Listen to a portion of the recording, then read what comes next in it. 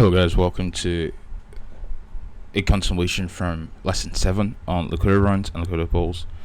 Today we're going to talk about internal liquidity versus external liquidity, and we're going to discuss them. So as usual, we're going to start with the concept, and we're going to try to define the concept of internal liquidity, external liquidity, and we're going to build upon that, and I will then go into examples and use that for your edification. Alright, so hopefully you enjoyed the previous lessons. This is going to be a continuation from those lessons. And yeah. Alright, so when it comes to liquidity, the two types of liquidity we're dealing with in terms of a price range. Now, if you go back to the lesson I did on premium versus discount, we have premium where it measures it is a measure of the expensiveness of an asset, and then we have discount, which is a measure of the cheapness of an asset. Okay, so now the algo is going to gyrate between these two levels of premium and discount. Okay, now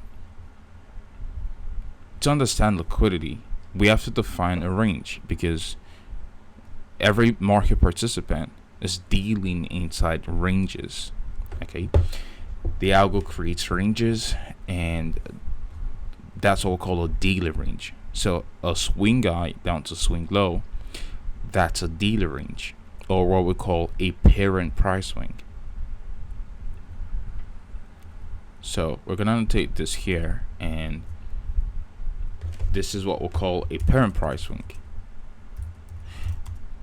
Now, the thing with parent price swings is we can have smaller swings inside a parent price swing. So I'll show you guys conceptually what that looks like.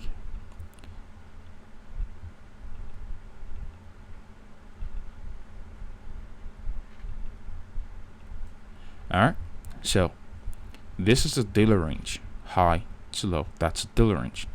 This is also a daily range, low to high, that's a daily range. This is also a daily range, okay? This is also a daily range.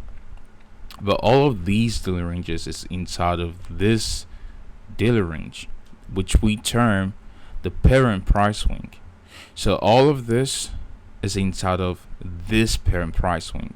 Okay, so all the workings of the algorithm inside this range is being dealt inside this overall price swing. Okay, or overall market structure, which we call the parent price swing. Now, when it comes to liquidity, we're dealing with internal versus external liquidity.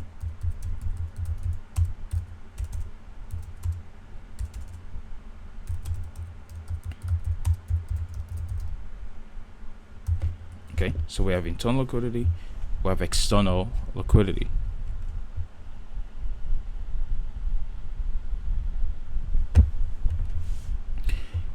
Now, external liquidity is a liquidity external to the range, or to a dealing range. So external liquidity of this parent pricing is going to rest above this high. So the liquidity pool, or the buy side liquidity pool above the short term high, that's an external liquidity. The sell side liquidity pool below the short term low, that is an external liquidity pool. The reason why it's called external liquidity is because that's liquidity external to a dealer range. Okay, it is not within a dealer range, it is outside a dealer range. That's external liquidity. Now, usually when we get sweeps of external liquidity, the market or the algo is going to do so in 10, 20, 30 pips. And you can also break that swing rate to 5, 15, 25. I'll just show you guys what I mean. Okay, so we're dealing with external liquidity. We're expecting a sweep of liquidity by 5, 10, 15, 20, 25, 30. Usually ends at 30 pips. Sometimes it could go as far as 40 pips, and I will explain when. You're gonna see the market running as far as 40 pips there. Okay.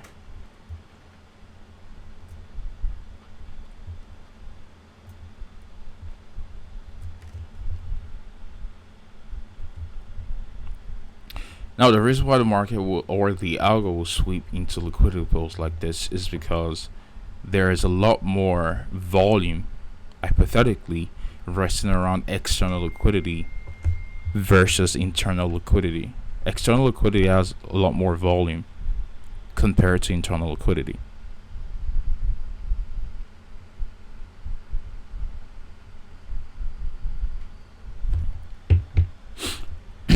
Now, that is for external liquidity, and we're going to level this external liquidity.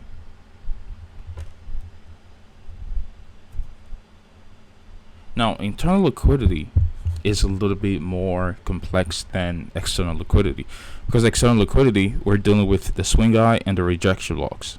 Okay, on the buy side, sell side also swing eye and a rejection block. That is external liquidity.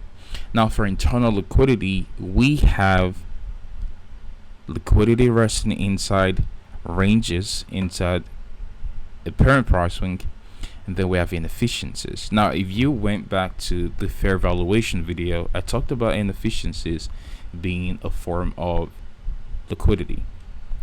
Now, here's still. So, as usual, you define your range from high all the way down to the low here.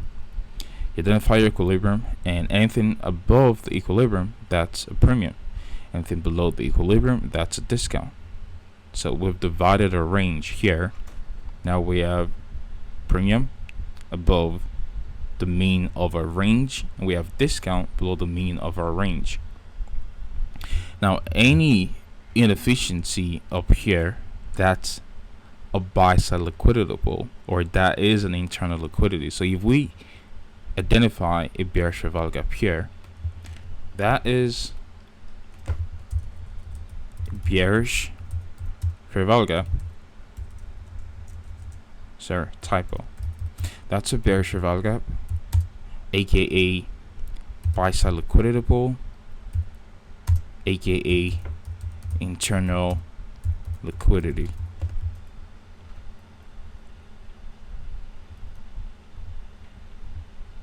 So we have a bearish fair value gap, buy side liquidity pool, or internal liquidity. Okay. Now, what's going to rest above this line up here? That's going to be internal liquidity. Internal liquidity relative to what? Relative to this range. Okay. Because it is a liquidity inside of a dealing range. Now, inside this run lower, okay, you're still going to have internal liquidity. So if you're, again, when it comes to liquidity, you need to have a frame of reference. Just like, for example, so I'm going to go a little bit more, I'm going to try to use an example from physics to hopefully make sense. So in physics, there's something we call a frame of reference, meaning we cannot measure the speed of an object without a frame of reference, right? So we need to have a frame of reference to measure the speed of an object. For example, so if you wanted to measure the speed of an airplane, then the airplane is traveling fast relative to what? Is it traveling fast relative to the Earth? Is it traveling fast relative to another airplane going in the opposite direction? But it needs to be a frame of reference to measure the speed of an object. And that's the same thing with this concept here. Okay, when you're measuring internal liquidity versus external liquidity, it's not fixed. It's a frame of reference, meaning if you are using this parent pricing as your frame of reference for dealing, then any run inside the parent pricing is internal liquidity. So the liquidity above the short-term high, that's an internal buy-side liquidity pool. Internal buy-side liquidity pool, internal sell-side liquidity pool, external sell-side liquidity pool, external buy-side liquidity pool. But now let's assume that inside of this range lower, so prior to run lower to run higher, we have this. Okay.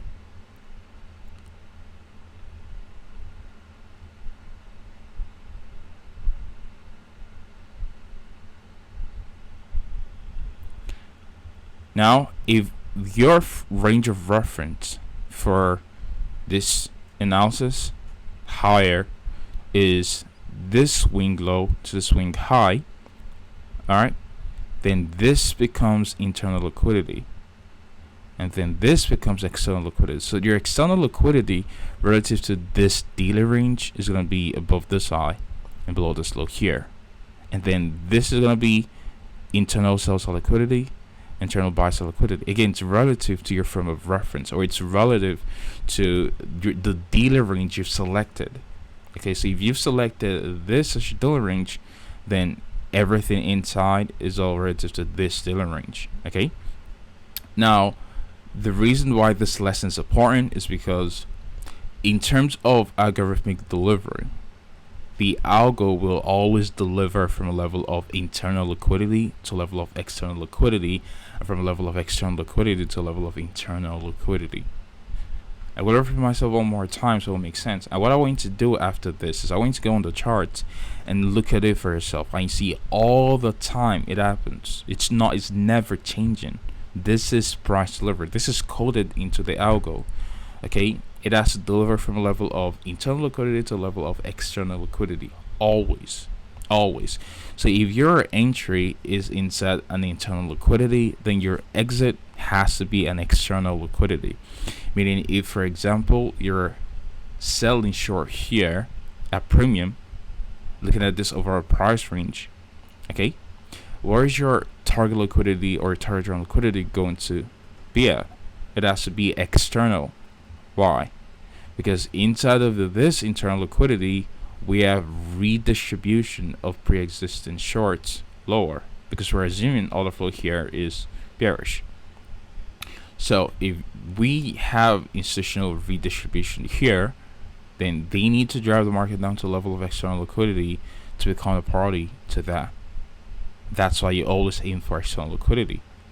If you're go long a torso at this external liquidity, looking at this as a false break of structure, then you're aiming for an internal liquidity pool. What's going to be an internal liquidity pool? Buy side liquidity. Where is buy side liquidity? Do you have any fair value gap or premium? Is there any form of inefficiencies or premium? That is your target one. If you cannot identify any inefficiencies or premium, then this short term high is your target, not this one. The market obviously can trade up into that, but what we're seeing is, in terms of price delivery, market has to trade up and go and seek internal liquidity from an external liquidity run or an external liquidity driver in price. Okay, so this is price delivery mechanism. So what we're going to do here is we're going to use, I think on the previous lesson we used a chart of Bitcoin, so we're going to use the same chart of Bitcoin and we're going to do our analysis there. I think probably it was a 1 hour time frame.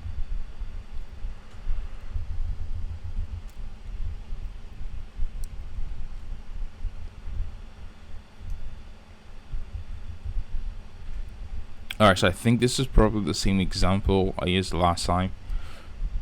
Alright, so I can see here we have external liquidity where we have this rejection block and this old low here. So you can see we run through the rejection block multiple times. Okay, here, external liquidity. What are you aiming for? Well, you need to identify the parent price swing. The parent price swing here is high down to low. That's a parent price swing. So anything resting above this high, that is external liquidity. Now with this example, if you're going along here, assuming that you had some confirmation that this was a false break structure, you're going along there, what you're going to be aiming for as a first target objective is internal liquidity here. Okay, so this run from this high all the way down to the low is inside of this run from this high all the way down to this low here. Alright, so that's always going to be your first target objective, from external liquidity to internal liquidity. Now obviously it does run for external liquidity eventually. What I'm saying is, as a rule of thumb, if you're buying off of external sell side liquidity pool, you're aiming for internal sell side liquidity pool. Now let's say you shorted this, you had some confirmation that this was a false break structure above this high and you shorted this. okay, and you're short on that, well, where's going to be your target? Where are you shorting from? Are you shorting external liquidity or are you shorting internal liquidity? You're shorting external liquidity. Why? Because this is your dealer range. This is your dealer range. This run higher is external to this dealer range. So you're looking for a return back down into an inefficiency within the dealer range at discount, not a premium, at discount. So you take your range measurement, you measure from the low to the high there, identify the mean threshold of your range, and you're looking for a discount. Why? Because if we are selling short, just like the institutions at premium, okay, remember tertius above a short term high, that's a premium array. All the highs are premium arrays. If we're selling short a premium, then we need counterparty liquidity at discount. What's going to be counterparty liquidity at discount? Any form of bullish inefficiency or bullish order block or discount array, that's a form of counterparty liquidity at discount. Because again, remember, inefficiencies are a form of liquidity pools. So this fair value gap here, that's a sell side liquidity pool. So we have a sell side liquidity pool here. So if you're selling short up here, then your target is going to be there as a primary target. So when I say primary target, meaning that is your first target objective. Now obviously the market can trade through, potentially run even below this low here, but we're not concerned with that. We're concerned with where we're interested in dealing with price. Now you can see the market eventually runs higher. If you are aiming for these lows here, assuming that these are clean equal lows and that's the lowest liquidity run, and selling short from here, you can see the market never really gets down there. Right? It just goes, retraces back into the range and continues a new order flow. Alright. Also here, this is a balanced price range. That's a BPR. So if let's assume that you're buying from this balanced price range, looking at this run above the short term high here, and you're buying a discount, what's your target going to be? Are you going to be aiming for this?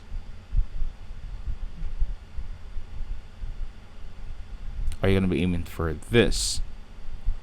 The first question you need to ask yourself is, what's your dealer range?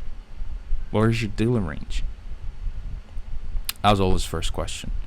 Where did this move lower originate from? This. Okay. This was where we saw dynamic price movement. Now this high does not run above this high here. Okay. If this high run above this high, had run above this high, then this will be our external liquidity. So you could use this as your run lower. You could also use this high down to low as your new trade range. Again, it's all relative to the range you're using or you've defined for your execution. So if you're, again, this is internal liquidity. It's internal liquidity to what dealer range? You could say from this high down to this low, or you could say from this high down to this low. So if you're buying here, then you're aiming for external liquidity, which is met here, or external liquidity, which the market meets up here. Now, once we're run above external liquidity there, what are you aiming for right now? Now you're aiming for internal liquidity. How? What's your dealer range? This is your high. What's the lowest low prior to this run higher? What started all the run higher? That's the question. Alright? This is what started the run higher, not this, okay? Because we had a very deep retracement after breaking structure. We saw a dynamic price movement for this liquidity from this range here. So go like this. We'll identify our inefficiencies at discount. This is the equilibrium of the trend range. What we're looking for is, if we're shorting, then we're looking for counterparty liquidity at discount. Now if we're shorting at a bearish order block, okay, this is a bearish order block. Bearish order block is also a form of internal liquidity, because inside the bearish order block there will be a redistribution of, or reaccumulation of short or bearish contract, which the algo then drives as bearish order flow. Okay, so if you're selling short and you're using this bearish order block to sell short off of, and we're going to use this. Okay, if you're selling short inside the bearish order block, that is internal liquidity. So what are you aiming for? You're aiming for external liquidity, which is the range low that starts always run higher. Obviously you're always aiming for the rejection blocks first before the candlestick wicks, and you have that run there. Again, you have another chance. Alright, institutional alpha entry drill back into an old volume imbalance here. Remember the lesson we did on volume balances? So market shares up there. Again, this is internal liquidity because this is at premium. Okay, so if that's a premium internal liquidity, you're looking for the liquidity external to the range. So it's going to be this low here and this low here, which is external liquidity to the trading range. And we have external liquidity here. If you're buying down here or you're buying down here, that is internal liquidity.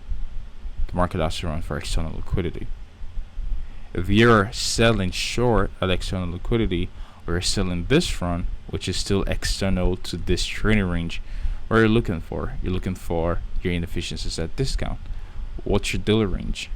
Low, high. You can see we have inefficiencies at discount. So if you're selling short there, you're aiming for this discount rate where you have your inefficiency. And look at the range that forms there. Even though we eventually trade lower, but look at the range that forms there, because we are mitigating or setting positions and then reaccumulating new positions, and they get that run lower. Okay, here you can see if we're using this as our dealer range, high to low, we're ignoring all of this. Again, it's all relative. If you're using this as your dealer range and the market runs up above the short term high, that's a run on internal liquidity. Short term high inside this range, that's internal liquidity. So what's going to be your target? You're going to be targeting the lows here because that is external liquidity.